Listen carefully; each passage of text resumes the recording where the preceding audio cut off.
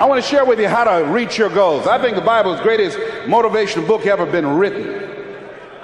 Now, I want you to repeat after me, please. We got to recondition our minds first. Let us say together, good things are supposed to happen to me. Yeah, write that down. I want you to say that to yourself every day. See, we live in a world where we believe that bad things are supposed to happen to us. I remember at a point in my life, Bishop, when things are going good for me, and I said, this is too good to be true. Something is bound to happen. Guess what? It did. Thou shalt decree a thing that shall be established unto you and shall accomplish that whereunto it has been sent. Watch your words. Watch what you say about yourself, about your affairs. Be conscious of that on a daily basis. Why? Because your words are powerful. In the beginning was the Word. Life and death is in the tongue. Watch what you say. Never say I'm broke. Say I'm overcoming a cash flow problem.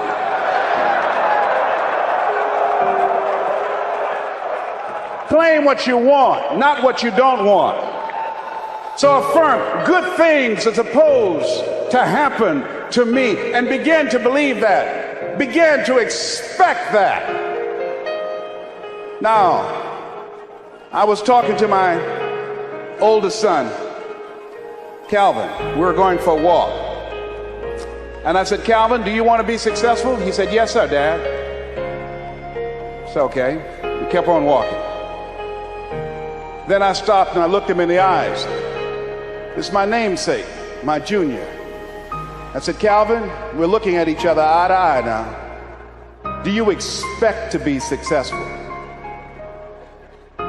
Given the fact that you are a single parent of 2 kids, given the fact that you decided not to go to college to further your education, given the fact that you are very talented, but you're behind on your dreams and your bills, do you expect, based upon your performance, based upon what you produce at this point in time in your life, do you expect to be successful? And Calvin got quiet. Because see, if you ask most people at the Manpower Conference, do you want to be successful? Do you want to live a life of productivity? Do you want to live a life of contribution? Do you want to be a better father? Do you want to have your own business? Are there dreams you want? Everybody will say yes. But see, want shows up in conversation. Expectation shows up in behavior. See, I can tell what you expect by what you do. That's why the Bible says, judge a tree by the fruit it bears, not the fruit that it wants, not the fruit that it talks about, not the fruit that it claims, but by what you are doing.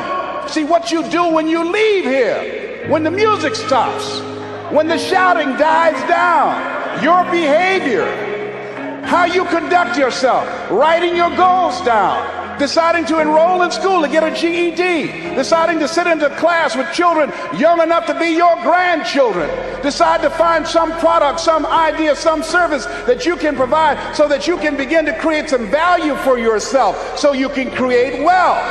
And let me tell you something, ladies and gentlemen, it's very important that we begin to learn how to create wealth. I'm not talking about loving money. See, I believe the lack of money is the root of all evil. People steal for money. People are killed for money. People go to jail for money. Every time the unemployment goes up, in those areas where the unemployment is high, that's where you have the highest incidence of crime and violence.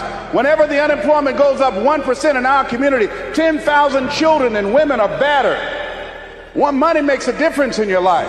I never wanted to be rich. All I've ever wanted to do was to be comfortable. How many of you ever wanted to be comfortable? Raise your hands. Then I realized in order to be comfortable, you got to be rich.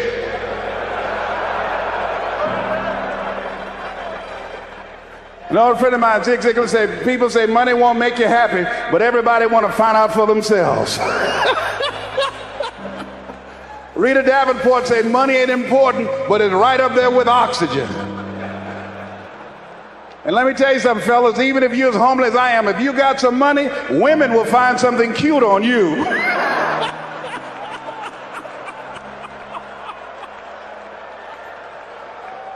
He got earlobe like Denzel, honey. Money makes a difference. I used to be so broke when creditors would call the house, my children would answer the phone and say, my daddy say he ain't home. I was so broke at one time in my life, I walked by a bank and tripped the alarm.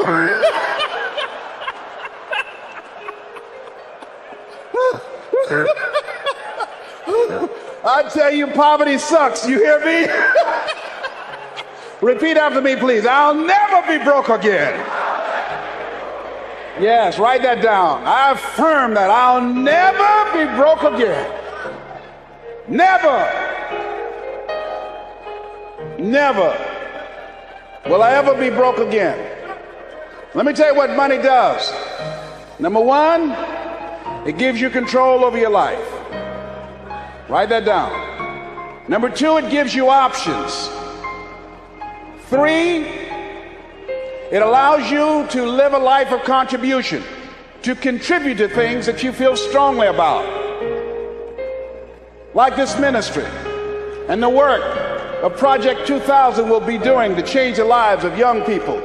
Bishop Jake's vision is if we can have Little League football teams and baseball teams and basketball teams, then we can have Little League dermatologists and cardiologists and endocrinologists. So he's now establishing an institution, Project 2000, to give our young people the methods and the techniques to reinvent themselves as we go into the next millennium. And this era that Peter Drucker calls the era of the 3 C's: accelerated change, overwhelming complexity, and tremendous competition. So here's the first step to accumulating wealth.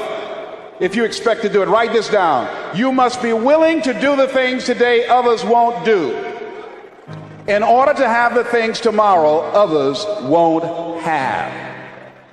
That's why the book of life said the road to life is straight and narrow, and few there be that find it, because few there be that are willing to do the things today others won't do, in order to have the things tomorrow others won't have. What are the things that others won't do? Number one, make discipline a major force in your life. How many of you know if you'd have been more disciplined, you'd be further along to reach your goals right now? Socrates said the undisciplined life is an insane life. The road to life is straight and narrow because few there be that are willing to discipline themselves. Here's something else that most people won't do. Make it okay to fail. A lot of people, 85% of people, allow their fear of failure to outweigh their desire to succeed. Repeat after me, please. Anything that's worth doing is worth doing badly. Yeah, see, anything is worth doing right, as we have been taught, if you know how to do it. But if you don't know how to do it, it's worth doing badly until you get it right. Now write this down. You don't have to be great to get started, but you have to get started to be great. The first time I stood up to speak, I stood up and my mind sat down. I looked at the audience and I panicked. I had to introduce a play at school. We're about to start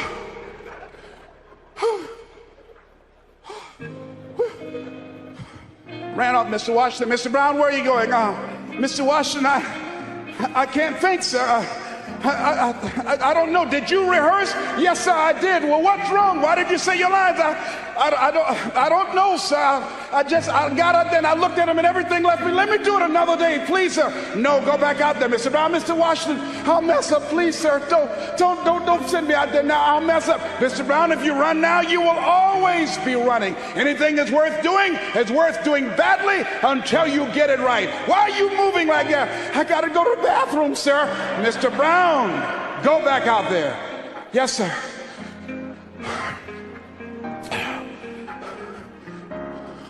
We're about to start a play called 12 Angry Men, directed by Mr. Leroy Washington.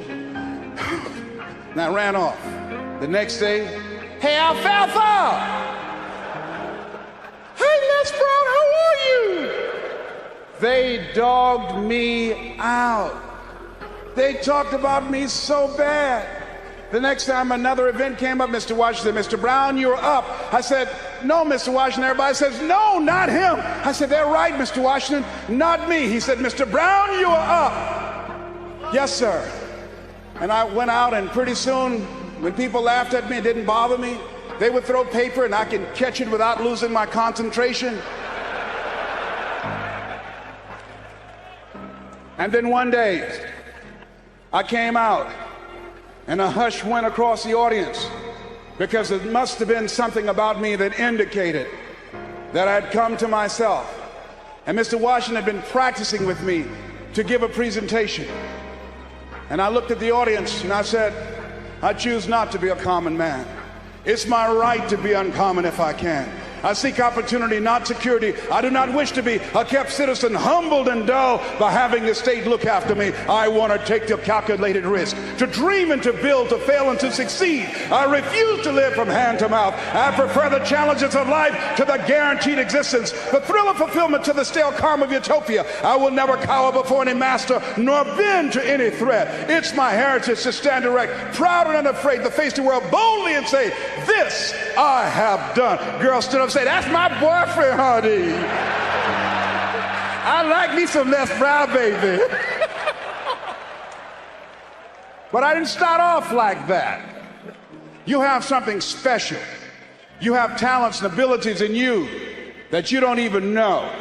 So how do we begin to create wealth? Let me give you some ideas. Number one, write this down, knowledge. What knowledge that you have in this economy, part of what we need, that people are willing to pay you for that. Next is talent. What talent? Dion's talent is playing football. I didn't have that as a talent. My talent is talking. To me, my definition of success is doing what you love to do and find somebody to pay you to do it. You want to master your talent. Find out what it is that you love to do. I love to talk. Scripture is another key that says to us what we need to do to begin to develop ourselves. Luke 12:34, where your treasure is, there will your heart be also. So what do you love to do? And then explore ways in which you can earn a living doing that. Cooking, writing, painting, working with numbers, working with people. The other thing is, not only must you have knowledge, talent, some skill, but the other thing that's important, faith to act on whatever your dream is. See, if you don't believe in yourself, how many people you know that have a lot of talent, a lot of abilities, but they don't believe in themselves? Raise your hands. See, that faith is very important. So the faith to act on those dreams, those desires. Here's scripture that I like very much. Proverbs 16th chapter, 3rd verse.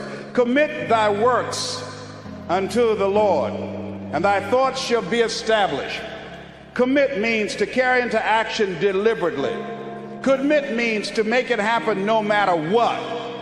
Commitment is the difference between next time you have bacon and eggs. The chicken was involved. The pig was committed. He had to give it all up. That's going to take a minute to sink in. No, all right? See, when you make a commitment, I'm going to become wealthy. When you make it important, when you decide I'm going to do it no matter what, life changes for you. See, most people don't keep their commitments to their commitments. That's why they lead lives of poverty, lives of misery, lives of unhappiness. Socrates said the uncommitted life isn't worth living. So part of what you must do, whatever commitment, whatever covenant you make with God while you're here, to go back to be a better father, to go back to make a difference in the community, to go back to change your life, to decide not to ever to use drugs or alcohol again, to decide that you're going to begin to recreate yourself, that you're going to be reborn to a new state of consciousness. Whatever commitment that you make, keep your commitment to your commitment. No matter what. If it's hard, then do it hard. But keep your commitment to your commitment.